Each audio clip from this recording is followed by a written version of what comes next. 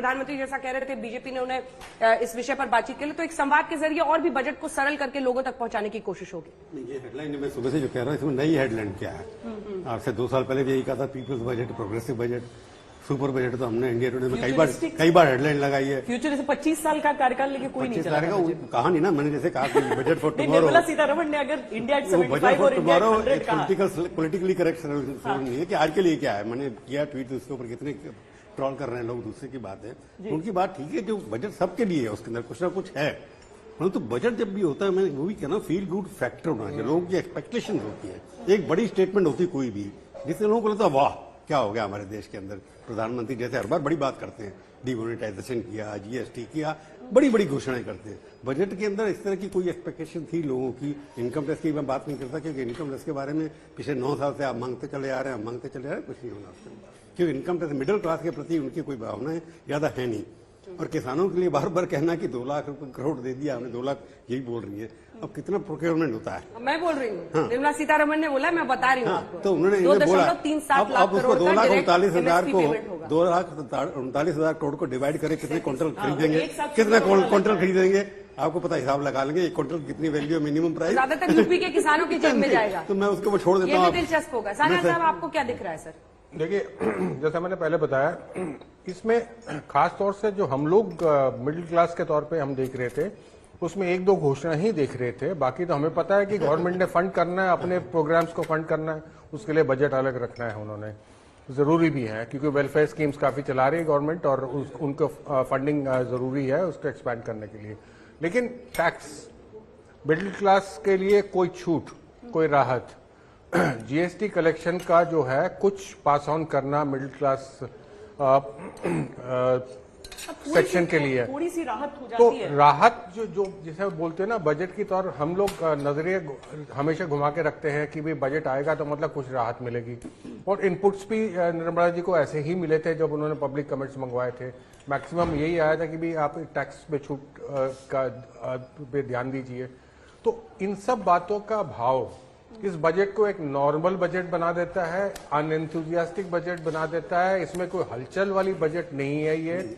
इसमें कोई ऐसे नहीं है जिसे हम बोल सके कि हम आपस में डिस्कस करके बोले वाह बजट बहुत अच्छा रहा। नहीं, पर क्या फील गुड फैक्टर सिर्फ मिडिल क्लास के लिए नहीं रहा, या फिर कुछ ऐसा उत्साह कुछ ऐसे वर्गों में रहेगा इस बजट को फिर भी लेकर? फील गुड से बीजेपी बहुत डरती है, फील गुड फ्रेज से बहुत डरते हैं। एक बार हाथ जला चुके हैं फील गुड का प्रचार करके 2004 में, लेकिन उसके बावजूद हिंदी में अच्छे दिन लेकर ही आए थे। अब अच्छा दिन भी बोलने से डरते हैं। अब अच्छे दिन तो किसी बीजेपी नेता की जुबान पर नहीं आते। देखिए, बहुत सारी अप्रत्यक्ष चीजें हुई है। हाँ। मैं अप्रत्यक्ष का एक्सपर्ट हूं तो बताऊंगा आपको। ये जो थाली है, स्टील की थाली है, तो स्टील पे गवर्नमेंट ने ड्यूटी कम कर दी है, तो हम उम्मीद कर सकते हैं कि इसकी रेट कम होगा। सिमिलरली जो अप्रत्यक्ष चीजें हो रही है, रॉ मटेरियल पे ड्यूटी कम हो रही है, तो उसका जो बेनिफिट है कंज्यूमर को आएगा ही आएगा। मैं पहले भी बता रहा था कि जैसे सर बोल रहे कि आम आदमी के लिए क्या है, आम आदमी के लिए क्या क्या सस्ता होगा? जो इलेक्ट्रॉनिक गुड्स पे ड्यूटी घटी है, या फिर ज्वेलरी को लेकर, ज्वेलरी हो गया आपका, इलेक्ट्रॉनिक गुड्स हो गया आपका, आप बिजली मोबाइल देखना, सस्ता होगा, मोबाइल बिल्कुल सस्ता होगा। आप जो कैमरा लेंस यूज कर रहे हैं मोबाइल का, आज हम देखते हैं कि नई नई टेक्नोलॉजी के कैमरे आ रहे हैं, तो उस पर ड्यूटी कम हो रही है, तो वो सस्ता होगा। मतलब सेल्फी खींचते रहिए, खुश रहिए, सेल्फी खींचते रहिए, जूम करते रहिए, डेटा अगर हाथ में तो भूल जाइए बेरोजगारी, ट्वीट करिए, इंस्टाग्राम पे कीबोर्ड वॉरियर हो जाइए। 5G आने वाला है 2025 तक, तब देखिएगा कि कैसे क्रांति आती है मोबाइल में। दूसरा अप्रत्यक्ष अगर आप देखें तो बिजली जो यूज कर रहे हैं, बिजली सस्ती होने वाली है। मैं नहीं बोलूंगा कि 2 महीने 3 महीने में होगा, पर आप देखिएगा कि साल भर में बिजली की दरें बहुत कम हो जाएंगी। अच्छा, क्योंकि जो बिजली का उत्पादन होगा, रिन्यूएबल एनर्जी पे बिजली का उत्पादन होगा, जो वैसे ही सस्ता होता है, उसमें आप फॉसिल फ्यूल यूज नहीं करते हो, या फिर आप कोल का यूज नहीं करते हो, आप नेचुरल प्राकृतिक संसाधन उनको यूज करके बिजली बनाएंगे। तो ठीक है, प्रोग्रेसिव बजट है, 4-5 साल बाद की बातें करते हैं, बट अल्टीमेटली उसका बेनिफिट आएगा। और मैं एक लॉन्ग टर्म सोचने वाला हूं, तो मैं उस हिसाब से सोचता हूं कि बजट मेरे हिसाब से अच्छा है। मोटा अनाज और गंगा जी के 5 किलोमीटर दोनों तरफ, ये किसकी तरफ ज्यादा संकेत है? ये तो यूपी के इलेक्शन आप देख रहे हैं ना, हाँ। यूपी गंगा ज्यादातर यूपी के अंदर है।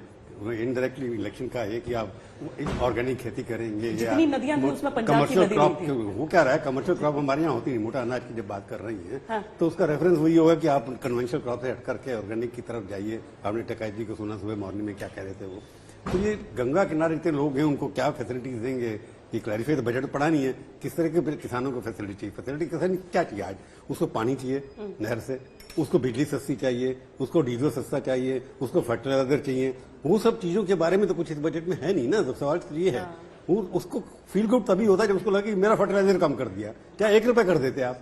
सर उसको बताना पड़ेगा कि बिजली सस्ती होगी, इमीडिएट नहीं है पर आप होगी। चूंकि इंडस्ट्री से हैं, एक सवाल मेरा आपसे है कि सरकार के बारे में कहा जाता है बहुत ही इलेक्शन मोड में हमेशा रहती है सरकार, लेकिन नॉन इलेक्शन बजट ये साफ है, इतना तो कोई भी कह सकता है। इसके पीछे की वजह आप क्या दिखते हैं? ये स्टेटमेंट देना चाहते हैं कि we mean business when we talk about budget, हम कुछ भी शॉर्ट टर्म गेन के लिए नहीं करना चाहते। देखिए बहुत सारी उम्मीदें और अटकलें लगाई जा रही थी कि 5 स्टेट में चुनाव आने वाले हैं, तो सरकार कुछ ऐसी घोषणाएं करेंगी कि जो आम आदमी है वो उस पर असर पड़े उन घोषणाओं का। पर जैसा कि हमने पास्ट के बजट्स में भी देखा है, सरकार किसी भी चुनाव से प्रभावित होकर घोषणाएं नहीं करती है, उनका लॉन्ग टर्म ऑब्जेक्टिव रहता है, उस हिसाब से वो घोषणाएं करती है। हाँ, प्रभु सर ने बोला कि कुछ इमीडिएट नहीं है, बिल्कुल मैं उस बात से सहमत हूं कि कुछ इमीडिएट उनका घोषणाएं नहीं है, बट लॉन्ग टर्म में ये अच्छा फायदा देने वाली है, मैं मानता हूं। अगर हम पिछले 4-5 साल में देखें इंडस्ट्री में जो ग्रोथ हुआ है, जो 25,000 उन्होंने बोला 25,000 तरह की कंप्लायंस हमने कम कर दी है, तो अगर आप देखोगे जो ईज ऑफ डूइंग बिजनेस में इंडिया की रैंकिंग बहुत ऊपर जा चुकी है, बहुत आई थिंक 50 पायदान ऊपर इंडिया चढ़ चुका है। तो ये चीजें सब धीरे धीरे इंपैक्ट पड़ता है, इकोनॉमी रिवाइवल होता है, ग्रोथ होती है, तो इनडायरेक्ट इंपैक्ट और बेनिफिट हम सबको मिलने वाला है।